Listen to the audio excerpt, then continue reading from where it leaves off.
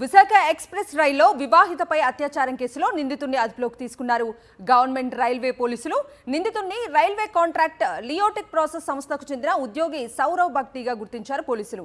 Visakha express రైల్లో AC కోచ్లో maintenance బాయ్గా పనిచేస్తున్న సౌరవ్ అదే రైల్లో జనరల్ బోగిలో ప్రయాణిస్తున్న ఒడిశాకు చెందిన వివాహితపై కన్నేశాడు.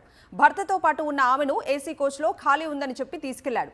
అక్కడ టాయిలెట్ వద్ద భర్తను కూర్చోబెట్టి వివాహితను కూపేలోకి తీసుకెళ్లి అత్యాచారం చేశాడు.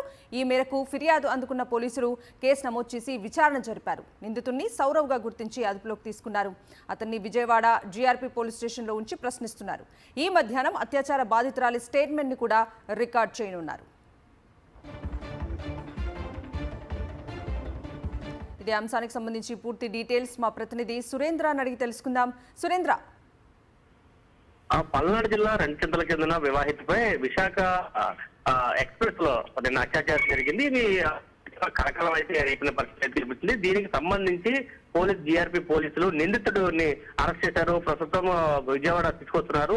నిందితుడు రైల్వే కాంట్రాక్ట్ లియోటెక్ ప్రాసెస్ సంస్థకు చెందిన ఉద్యోగి సౌరవ్ బగ్గీగా ఆయన గుర్తించారు. ఆయన్ని ప్రస్తుతం అక్కడి నుంచి తీసుకొస్తున్న పరిస్థితి అయితే కనిపిస్తుంది. అయితే ఈ రెంటచింతలకు చెందిన దంపతులు వృత్తిరీత్యా వైజాగ్ లో ఉంటున్నారు. వాళ్ళు నిన్న విశాఖ ఎక్స్ప్రెస్ లో తమ సొంత ప్రాంతానికి బయలుదేరారు. అయితే జనరల్ బోగిలో ఉన్న వాళ్ళని ఏసీ బోగిలో ఖాళీ ఉందంటూ నిందితుడు సౌరవ్ బగ్గి ఆయన తీసుకుని వెళ్ళాడు. అక్కడి నుంచి వాళ్ళ భర్తని బయట వాష్రూమ్ దగ్గర ఉంచి మహిళను మాత్రం ఏసీ బోగిలో తీసుకెళ్లి అత్యాచారం చేసిన పరిస్థితి కనిపించింది. అయితే ఇదంతా ఘటన అంతా కూడా ఆదివారం జరిగితే నిన్న వాళ్ళు నిందితుల మీద పోలీస్ స్టేషన్ లో బాధితులు ఫిర్యాదు చేశారు. దీంతో ఈ ఘటన బయటకు వచ్చింది. ప్రస్తుతం నిందితుని అరెస్ట్ చేసి విజయవాడ పోలీస్ స్టేషన్ కి తీసుకొచ్చారు. ప్రస్తుతం విచారిస్తున్న పరిస్థితి కనిపిస్తుంది. దీంతో పాటు ఎవరైతే బాధిత మహిళలు ఉన్నారో బాధిత మహిళ నుంచి కూడా రైల్వే పోలీసులు స్టేట్మెంట్ నమోదు చేస్తున్నట్టయితే మనకు తెలుస్తుంది.